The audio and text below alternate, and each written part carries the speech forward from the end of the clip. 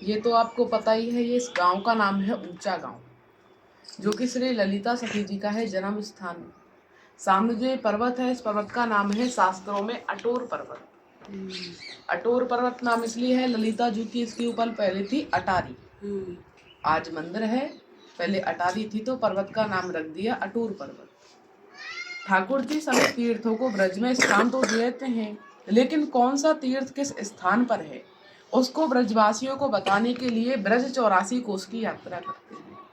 अब जब यात्रा करते करते यहाँ पर आए हैं, एक ब्राह्मण ठाकुर जी के सम्मुख प्रकट हुआ है। बोला है, लाला मैं यहाँ का ब्राह्मण हूँ, तीर्थ का पुरोहित हूँ। अब आपने यात्रा की है, आप जब तक किसी तीर्थ पुरोहित को कुछ दक्षिणा नहीं दे देते हो तो आपकी यात्रा सफल नहीं होगी। ठाकुर जी कहते हैं, बताइए ब्राह्मण देव, हम आपको क्या अर्पण कर सकते हैं। ब्राह्मण कहता है, प्रभु मांगने वाले की इच्छा का पता नहीं होता, वो कुछ भी मांग सकता है, लेकिन इतना आपका सामर्थ्य है, उसके अनुसार आपको जो उचित लगे वो आप हमको दे दीजिए। अब ठाकुर जी ब्राह्मण से कहते हैं, ब्राह्मण देव आप हमसे हमारा सामर्थ्य पूछ रहे हो, आज आप हमसे जो मांगोगे वो हम आपको अवश्य देंगे, एक वचन देंगे।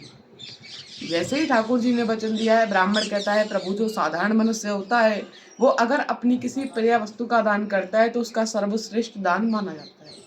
आप साधारण हो नहीं, तो आप एक कार्य करो, आज आपको जो इस पूरे ब्रह्मांड में सबसे प्रिय है, हमें आज आप उसका दान दे दीजिए। ठाकुर जी को इस पूरे ब्रह्मांड में सबसे प्रिय कौन? राधा जी। प्रिय राधा रानी को बताया, वचन ब्राह्मण को दिया है, तो ठाकुर जी ने यहाँ पर वचन बस होकर के श्री जी का दान दिया है। क्योंकि राधा और कृष्ण एक प्राण दो देही है, ठाकुर जी ने यहाँ पे राधा रूपी देह का दान दिया। ठाकुर श्री देह पे ब्राह्मण लेकर के चला राधा रानी को। ठाकुर जी आ गए चिंता में कि बिना राधा के हम रहेंगे कैसे। ब्राह्मण के पास आए, कहा, ब्राह्मण देव ये जगत माता है, जगत कल्याण इतने वापस कीजिए, इनके बदले में आप जो भी मांगोगे वो हम आपको देंगे। ब्राह्मण कहता है, प्रभु आपने हमको श्री जी का दान दिया है, हमारे शास्त्रों में ये नियम है, अगर आप किसी भी वस्तु का दान दे देते हो, उसी का जैसी दूसरी वस्तु अर्पण करनी पड़ती है, तभी उसको वापस लिया जा सकता है। अब ठाकुर जी राधा रानी के समान दूसरा कोई कहाँ से लाए, इस पूरे ब्रह्मांड में कोई है ही नहीं। ब्राह्मण उपाय बताता है कि प्रभु अगर आप राधा रानी के भजन के बराबर तोल करके सोने का दान देते हो, क्योंकि हमारे शास्त्रों में हमारे जो शरीर है इसकी तुलना की गई है सोने से, श्री जी के भजन के बराबर तोल के सोने का दान देते हो तो वो श्री जी का ही दान माना जाएगा। ठाकुर जी तराजू मंगाते हैं, एक पलड़ी में राधा रानी को विराजमान किया है, दूसरे में भजन के बराबर तोल करके सोने का दान ब्राह्मण को दिया है, श्री जी के साथ में विराजमान हुए। ललिता सखी जो है, इनके पिता का नाम है विशोक भानु, माता का नाम है माता सारवी। ये राधा रानी की गुरु भी है, क्योंकि जब ठाकुर जी से राधा रानी का मिलन नहीं हो पा रहा था तो ललिता जी ने ही उपाय बताया है कि आप तुलसी की पूजा कीजिए।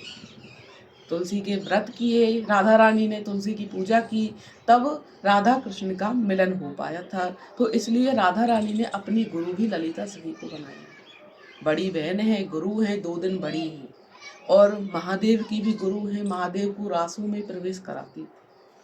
ठाकुर जी ने ललिता सखी के साथ शादी भी की, फिसलनी सिला पर वहाँ पर शादी की है ललिता सखी के साथ भादों के महीने में।